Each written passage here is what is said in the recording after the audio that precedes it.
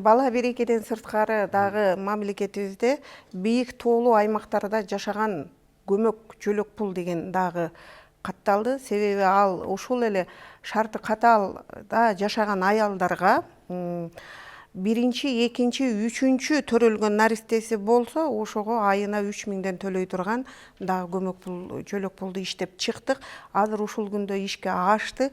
Биз Бул ай сайын берилет. Ай сайын ошол 3-чү бала 3 жашка толгончо ай сайын 3000ден төлөнүп турат.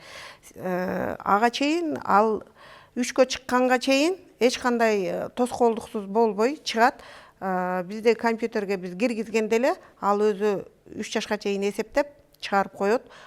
Анан кийин бул БТК деп коебуз. БТКны тапшырганда эч кандай кыйынчылык жаралбайт. Атасынын же энеси экөөнүн бирөөсү келип тапшырат. 3-чү баланын күбөлүгүн кошо ала келет.